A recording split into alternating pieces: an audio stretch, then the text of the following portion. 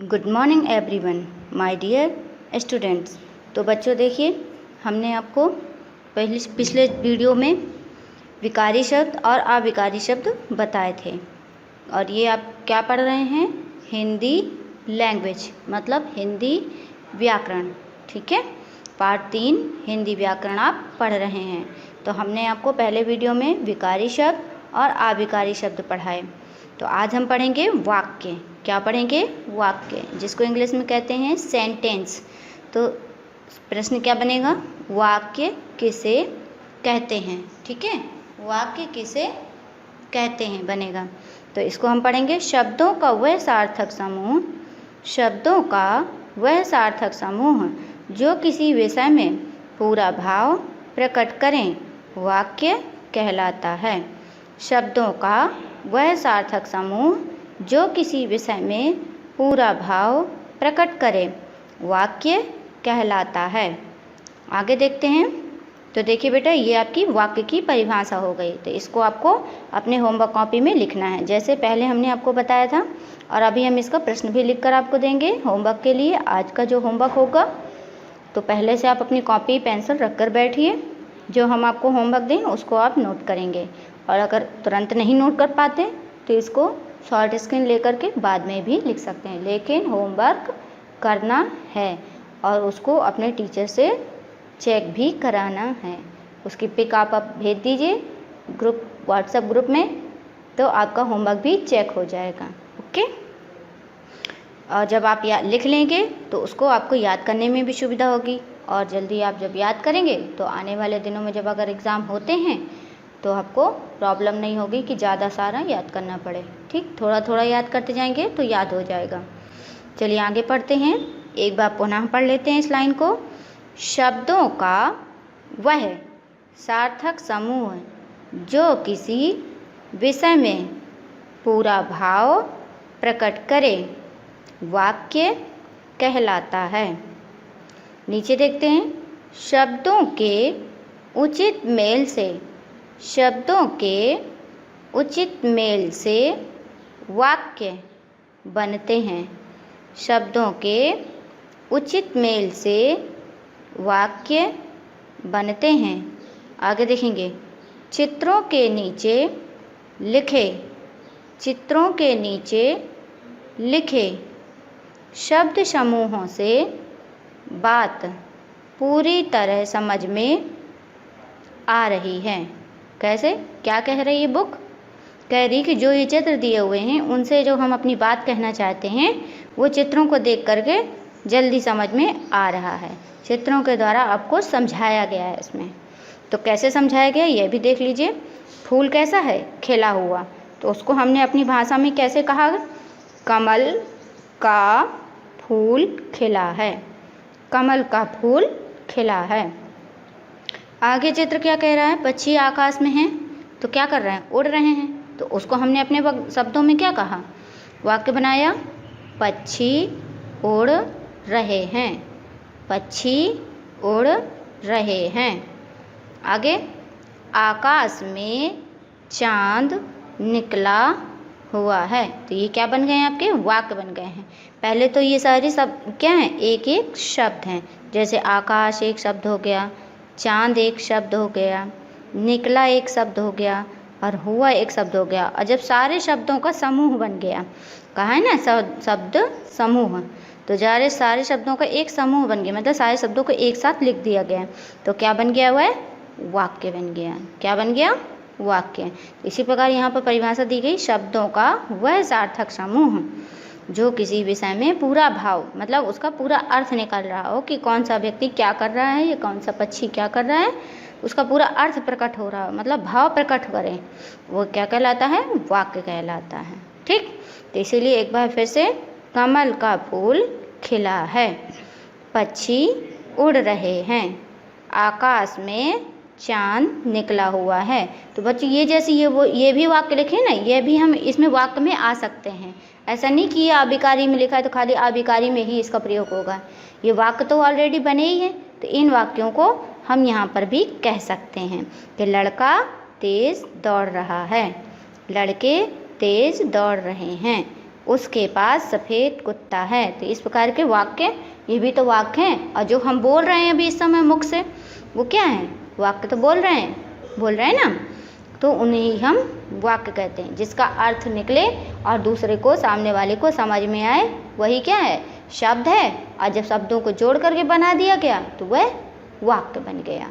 कि जैसे हमने मांगा माँ से खाना, तो खाना शब्द क्या है? एक शब्द है। खाना क्या है? एक शब्द है। और हमने कह दिया माँ से खाना दे दीजिए, तो वह क्या बन गया? सारे शब्दों को जोड़ करके वाक्य बन गया। तो इसी प्रकार शब्दों को जोड़ने से वाक्य बन जाते हैं, लेकिन उन शब्दों का सभी को जोड़ने के बाद कोई ना कोई अर्थ निकले, तभी वह वाक्य बनते हैं। तो इस प्रकार यह आपकी वाक्य की परिभाषा हो गई। ठीक, तो इसको आपको लिखना भी है। तो अब हम, आपने पढ़ा पेज नंबर 17, आगे पढ़ेंगे पेज नंबर 18। ओके, देखिए क्या लिखा हुआ है? याद रखिए, याद रखिए। तो क्या याद रखना है? ये देखिए, यदि शब्दों के पूरे समूह से, यदि शब्दों के पूरे समूह से बात प्रकट ना हो तो, बात प्रकट ना हो तो उसे क्या कहते हैं? वाक्य नहीं कहते, उसे वाक्य नहीं कहते। जैसे बिल्ली ने चूहा। अब देखो, चूहे को क्या किया बिल्ली ने? ना तो इसमें लिखा है कि खाया कि भगाया। तो जब आधा ही वाक्य, आधा लिखा हुआ है तो कोई अर्थ ही नहीं प्रकट हो रहा। ठीक है ना? इस प्रकार आगे लिखा हुआ है आकाश में कबूतर। तो आकाश में क्या है? कबूतर बैठे हैं कि उड़ रहे हैं? ये तो लिखा ही नहीं। तो जब आधा वाक्य होगा तो वाक्य हमारा पूरा ही नहीं होगा। तो यहाँ पर इसीलिए कह रहा है यदि शब्दों के पूरे समूह से, मतलब शब्द समूह तो यहाँ पर भी है। समूह का मतलब एक जगह पर कई प्रकार के शब्दों को लिखना, कई शब्दों को एक जगह पर लिख देना। तो समूह तो ये भी है, लेकिन इसका कोई अर्थ नहीं प्रकट हो रहा।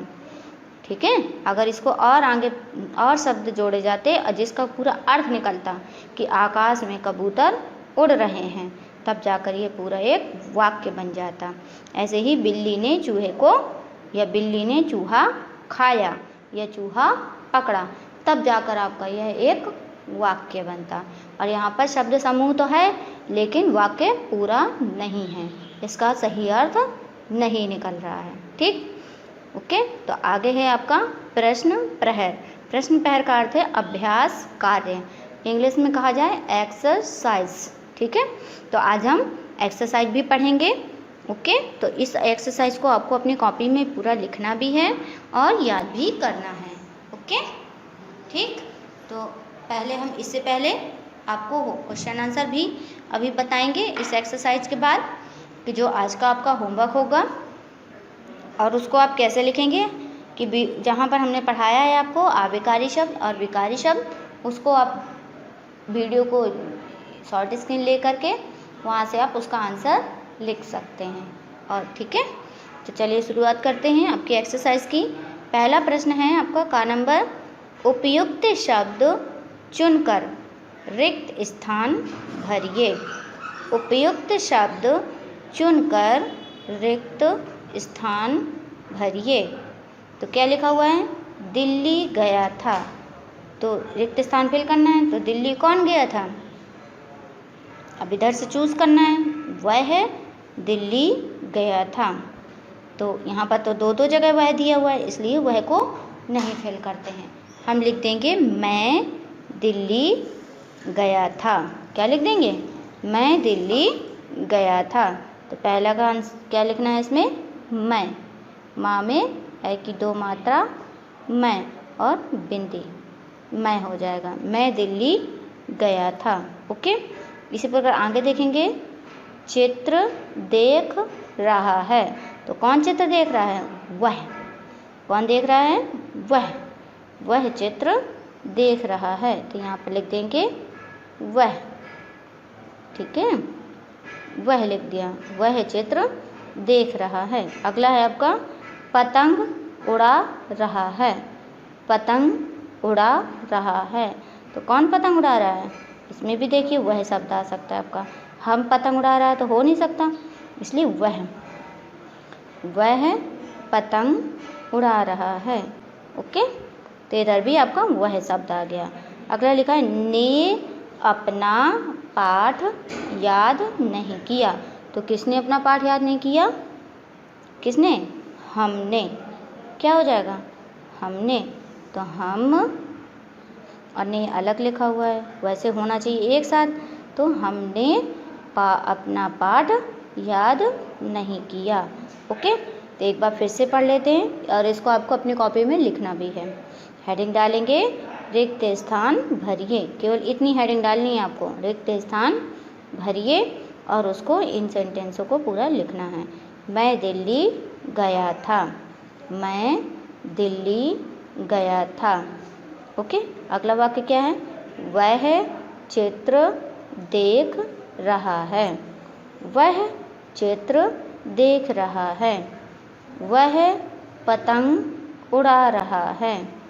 वह पतंग उड़ा रहा है। हमने अपना पाठ याद नहीं किया। हमने अपना पाठ याद नहीं किया। ओके, ये हो गया। अब आगे देखेंगे क्या लिखा हुआ है खा नंबर में। देखेंगे सही कथन के सामने, सही कथन के सामने सही तथा गलत के सामने गलत लगाइए, मतलब गलत का चिन्ह लगाइए। तो आपके यहाँ वाक्य दिए हुए हैं, इनमें आपको चूज़ करना है कि कौन सा सेंटेंस सही है और कौन सा सेंटेंस गलत है। ओके, तो इसको भी पढ़ते हैं। पहला सेंटेंस है आपका, विकारी शब्द वाक्य में प्रयुक्त होकर। विकारी शब्द वाक्य में प्रयुक्त, प्रयुक्त का अर्थ है प्रयोग, मतलब यूज, ठीक है, होकर अपना रूप बदल देते हैं। बताइए, रूप बदलते हैं कि नहीं बदलते हैं? जब वाक्य में विकारी शब्दों का प्रयोग होता है तो वह अपना रूप बदलते हैं कि नहीं बदलते? बदलते हैं। इसलिए यह क्या हो जाएगा? सही हो जाएगा। ओके, अगला लिखा है लड़का विकारी शब्द है। तो लड़का विकारी शब्द है या नहीं है? तो जिन शब्दों का रूप बदल जाता है वो क्या होते हैं? विकारी होते हैं। तो लड़का को हम लड़के भी कह सकते हैं, लड़कों भी कह सकते हैं। तो रूप बदल रहा है कि नहीं बदल रहा? इसलिए यह भी सही हो जाएगा। ठीक, फिर लिखा है अविकारी शब्द वाक्य में, अविकारी शब्द वाक्य में प्रयुक्त होकर अपना रूप नहीं बदलते हैं। तो अविकारी शब्द में क्या होता है? शब्द जो होते हैं अपना रूप नहीं बदलते हैं। तो सही तो है, जैसे तेज वाला बताया था नहीं हमने आपको, तो तेज का क्या? तेजी तो हो सकता है, लेकिन उसके वचन के रूप में उसका रूप नहीं बदला जा सकता, इसलिए वहाँ पर हम इसका रूप नहीं बदलते हैं। इसलिए यह सेंटेंस भी सही हो जाएगा। ठीक, आगे लिखा है घोड़ा। तो घोड़ा अविकारी शब्द है। घोड़ा अविकारी शब्द है। कैसे घोड़ा अविकारी शब्द है? घोड़ा को हम घोड़े भी बना सकते हैं, घोड़ों भी बना सकते हैं ना। इसका रूप बदल रहा है, मतलब बहुवचन एक वचन बदल रहा है कि नहीं बदल रहा है? तो ये गलत हो जाएगा, अविकारी शब्द नहीं है। घोड़ा क्या है? हमारा विकारी शब्द है। इसी प्रकार लड़का क्या था? विकारी शब्द है। तो घोड़ा विकारी है, ना कि अविकारी। ठीक है, इसलिए यह सेंटेंस गलत हो जाएगा। घोड़ा अविकारी शब्द है, गलत नहीं है। घोड़ा विकारी शब्द है। क्या है? विकारी शब्द है। अगला है आपका घोड़ा तेज दौड़ रहा है। घोड़ा तेज दौड़ रहा है। में तेज विकारी शब्द है, गलत। तेज क्या है? अविकारी शब्द है, इसलिए यह सेंटेंस भी गलत हो जाएगा। ठीक है, तो एक बार पुनः पढ़ेंगे इसको, और आप इसको अपनी कॉपी में लिखकर याद करेंगे, तभी आप इसको याद कर पाएंगे। तो पुनः पढ़ लेते हैं, और आपको हेडिंग क्या डालनी है? सही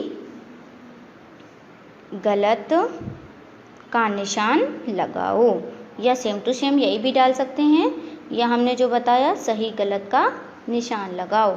ठीक है, इस प्रकार भी आप छोटी हेडिंग डाल करके इसको अपनी कॉपी में लिख सकते हैं। तो फिर से पढ़ते हैं पुनः। विकारी शब्द वाक्य में प्रयुक्त होकर अपना रूप बदल लेते हैं। विकारी शब्द वाक्य में प्रयुक्त होकर अपना रूप बदल लेते हैं। ओके, तो क्या हो जाएगा? सही। दूसरा है लड़का विकारी शब्द है। सही। लड़का विकारी शब्द है। सही। अविकारी शब्द वाक्य में प्रयुक्त होकर अपना रूप नहीं बदलते। अविकारी शब्द वाक्य में प्रयुक्त होकर अपना रूप नहीं बदलते। सही।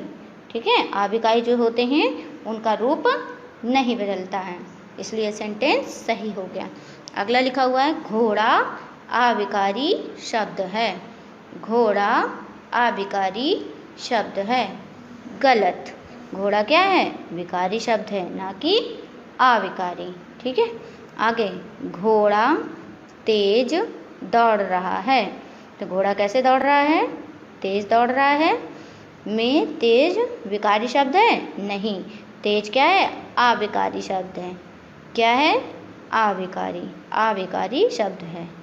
ठीक, तो घोड़ा तेज दौड़ रहा है, इसलिए ये क्या है?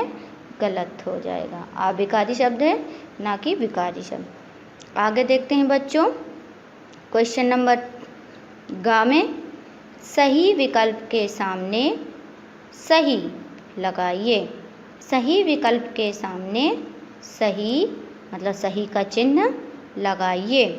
तो अब देखेंगे सेंटेंस क्या क्या कह रहा है। लिखा हुआ है पहले में, इनमें कौन सा वर्ण समूह सार्थक है। इनमें कौन सा वर्ण समूह सार्थक है। सार्थक मतलब अभी बताया था हमने, जिसका कोई अर्थ निकलता हो वो क्या होते हैं? सार्थक होते हैं। तो ऐसे शब्द जिनका कोई अर्थ निकले वे क्या हो जाएंगे? सार्थक हो जाएंगे। जैसे आगे लिखा हुआ है टगप, टगप। तो टगप मीन्स क्या होता है? टगप मीन्स तो कोई अर्थ ही नहीं होता। आगे दिया हुआ है सूरज। तो सूरज तो एक व्यक्ति का नाम भी हो सकता है, और जो आकाश में निकला वह भी सूरज होता है जो सुबह निकलता है। इसी प्रकार आगे लिखा हुआ है सगड़, सगड़। सगड़ मीन तो कुछ नहीं होता। ठीक है, तो इसलिए ये दोनों शब्द क्या हो जाएंगे? गलत हो जाएंगे। और वर्ण समूह का सार्थक शब्द क्या हो जाएगा? सूरज। तो सार्थक समूह कौन सा है इसमें? सूरज है। तो सु एक वर्ण है, रा भी एक वर्ण है और जा भी एक वर्ण है। और मिला करके जब सारे वर्णों को बोला गया तो एक शब्द बन गया, और उस शब्द का अर्थ निकला तो वह क्या बन गया? सार्थक शब्द बन गया। ठीक, वर्ण समूह का सार्थक शब्द बन गया, इसलिए सूरज में टिक का निशान लगाया गया, सही का निशान लगाया गया। अगला दूसरा नंबर है, इसमें लिखा हुआ है इनमें कौन सा शब्द, इनमें कौन सा शब्द एक पशु का नाम है। इनमें कौन सा शब्द एक पशु का नाम है। इनमें कौन सा शब्द एक पशु का नाम है। तो पशु का नाम बताना। पशु का मतलब जानवर। पशु का मतलब जानवर जो घर में पाले जाते हैं, और जो जंगल में पाले जाते हैं वो भी तो पशु होते हैं, लेकिन वो पेट नहीं होते, इसलिए उनको हम पशु नहीं कह सकते, उसको जानवर ही कहते हैं। ठीक है, आया समझ में। अब पशु कौन होते हैं? जैसे वो एक उधर जंगल में रहने वाले वह पशु कहलाते हैं। ठीक, जंगल में रहने वाले क्या कहलाते हैं? पशु कहलाते हैं। ठीक है, वाइल्ड एनिमल पशु हो जाते हैं, और पेट एनिमल जो होते हैं वो भी पशु होते हैं, लेकिन वे पालतू जानवर होते हैं। क्या होते हैं वो? पालतू पशु, पालतू जानवर कहा जाता है उन्हें। तो जैसे यहाँ पर दिया हुआ है सवन, सवन। तो सवन का मतलब तो कुछ नहीं। आगे लिखा है मवन, मवन। तो मवन मीन्स भी कोई जानवर नहीं होता, ना सवन मीन्स कोई जानवर होता है, ना मवन मीन्स कोई जानवर होता है। तो आगे देखेंगे लिखा है छोटी ही र न, हिरन। तो हिरन क्या है, एक पशु तो है जंगल में रहने वाला, इसलिए यहाँ पर क्या हो जाएगा, ये हिरन में सही का निशान लग जाएगा। ओके, आगे देखेंगे लिखा हुआ तीसरा प्रश्न, इनमें कौन सा शब्द अपने, इनमें कौन सा शब्द अपने साथ निरर्थक शब्द लिए हुए है, इनमें कौन सा शब्द अपने साथ निरर्थक शब्द लिए हुए हैं। तो निरर्थक मतलब बिना अर्थ वाला, निरर्थक का क्या होता है, बिना अर्थ वाला शब्द लिए हुए हैं, उसे क्या कहते हैं, दरवाजा, दीवार, दरवाजा, दीवार, पापड़, वापड़, पापड़, वापड़, गाय, भैंस, गाय, भैंस, दरवाजा, दीवार। तो निरर्थक शब्द पूछ रहा है, तो दरवाजा मीन्स तो दरवाजा हो गया, जो डोर होते हैं, दीवार बंद, दरवाजे बंद किए जाते हैं कमरे के या बाहर के गेट, ठीक है, तो वो तो दरवाजे का तो अर्थ निकला। और दीवार का मतलब जैसे कमरा बनाने के लिए दीवार बनाई जाती है, वह दीवार का भी अर्थ निकल रहा है। अब आगे देखेंगे पापड़, तो पापड़ तो होता है खाने के लिए, और वापड़, वापड़ तो कोई शब्द ही नहीं होता, नहीं होता ना, तो इसलिए ये क्या हो जाएगा, निरर्थक शब्द हो जाएगा। और यहाँ आगे देखे है गाय, तो गाय भी एक जानवर है, और भैंस, तो भैंस भी एक पालतू जानवर है, गाय भी एक पालतू जानवर है, तो दोनों का ही अर्थ निकल रहा है और दोनों ही यूज़फुल है कि नहीं। तो इसलिए यहाँ पर निरर्थक शब्द क्या हो जाएगा, पापड़, वापड़। तो निरर्थक शब्द क्या है, पापड़, वापड़, ठीक है, पापड़ का अर्थ है लेकिन वापड़ का कोई अर्थ नहीं है, ठीक। तो ये एक शब्द युग्म बन रहा है, क्या बन रहा है, शब्द युग्म बन रहे हैं। आगे देखते हैं अगला 4 नंबर बच्चों क्या लिखा हुआ है, बताइए इनमें से, बताइए इनमें से कौन सा शब्द प्रकार गलत है, बताइए इनमें से कौन सा शब्द प्रकार गलत है। तो कौन से शब्द का प्रकार इसमें गलत है यह बताना है। लिखा है साविकारी शब्द, तो साविकारी शब्द तो होते ही नहीं, हमने पढ़ा भी नहीं है अभी, देखो कहीं यहाँ नहीं पढ़ा ना, तो इसलिए साविकारी शब्द कुछ नहीं होता। आविकारी शब्द और विकारी शब्द, तो कौन सा शब्द प्रकार गलत है पूछ रहा है, क्या पूछ रहा है, गलत। तो गलत ये है, साविकारी शब्द नहीं होते हैं, जबकि आविकारी शब्द भी होते हैं और विकारी शब्द भी होते हैं। ओके, तो ये आपकी बुक की अभ्यास कार्य है, तो इसको आपको क्या करना है, अपनी कॉपी में लिखना है और याद कराना है, और उसको अपनी टीचर से चेक भी कराना है कि हमने इसको लिखा है। तो हम जो आपको क्वेश्चन आंसर के जो बीच के लेसन के क्वेश्चन आंसर होमवर्क में देने वाले थे आज, चलिए पहले हम उसको देखते हैं, और आप भी नोट कर लीजिए सारे प्रश्न जो हमको आपको दे रहे हैं, और उसको लिख करके टीचर से चेक कराना है, ठीक है।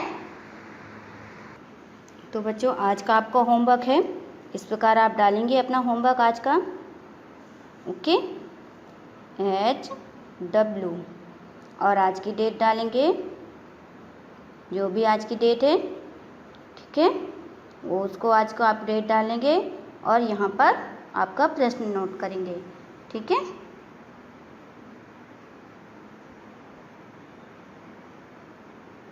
तो आपके आज प्रश्न डालेंगे, विकारी शब्द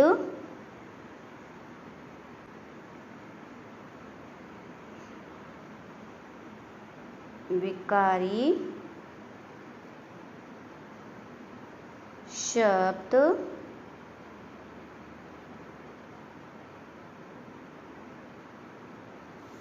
विकारी शब्द किसे कहते हैं।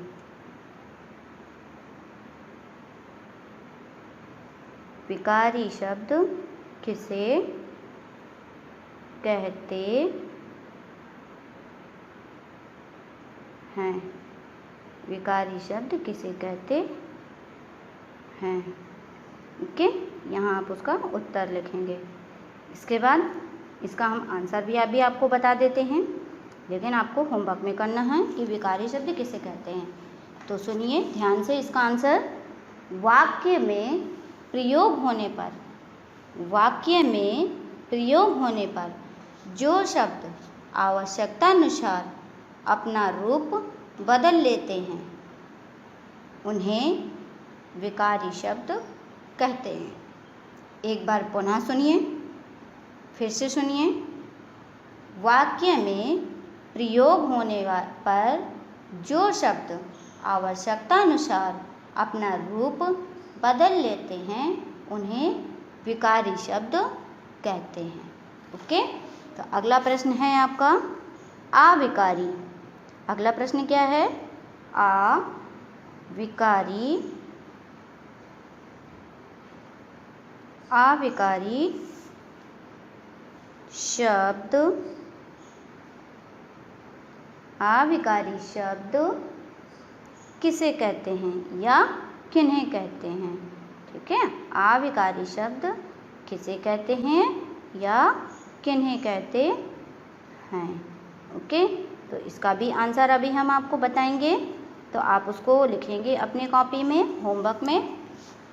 सुनिए इसका आंसर, उत्तर वाक्य में प्रयोग होने पर, वाक्य में प्रयोग होने पर जो शब्द अपना रूप नहीं बदलते, वाक्य में प्रयोग होने पर जो शब्द अपना रूप नहीं बदलते वे अविकारी शब्द कहलाते हैं, वे अविकारी शब्द कहलाते हैं।